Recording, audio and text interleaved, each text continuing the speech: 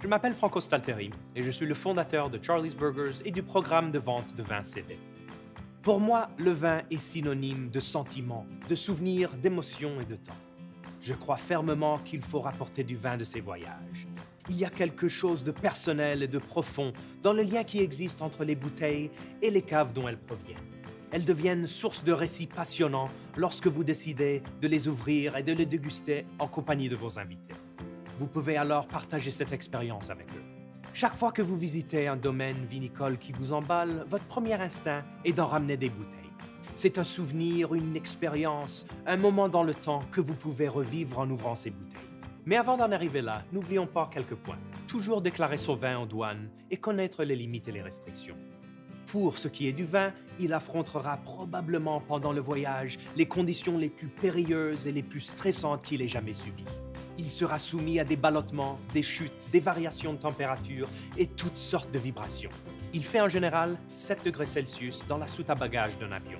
Vous voudrez vous assurer que le vin que vous ramenez est bien emballé et prêt pour son voyage à destination de sa nouvelle demeure. On notera également l'importance de laisser le vin reposer pendant au moins 2 ou 3 semaines une fois arrivé à destination. Voyons quelques conseils pour ramener vos bouteilles de vin en toute sécurité. Si vos voyages sont un bon prétexte pour garnir votre cellier, pensez à emporter une valise supplémentaire uniquement pour le vin ou bien d'investir dans une valise à vin. Vous y trouverez une bonne solution pour ramener de 10 à 12 bouteilles, mais vous traînerez une valise de plus. Ce n'est peut-être pas la meilleure façon d'utiliser l'espace, sauf, bien entendu, si vous savez que vous allez ramener beaucoup de bouteilles. Laissez-moi vous présenter ma méthode préférée pour emballer les bouteilles de vin achetées pendant mes voyages. Cette méthode n'est peut-être pas la plus efficace pour utiliser de bon escient l'espace dans vos bagages, mais elle est de loin la plus sécuritaire pour ramener les bouteilles. Si vous vous donnez la peine de rapporter un grand millésime, vous devez l'emballer un petit peu mieux que l'astuce de la chaussette.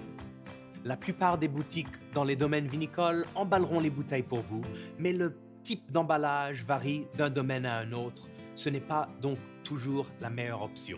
Dans ma valise, je place des contenants en polystyrène pour bouteilles, de l'adhésif et du papier bulle avant de partir. J'y réserve ainsi la place dans ma valise pour les bouteilles que je sais que je rapporterai.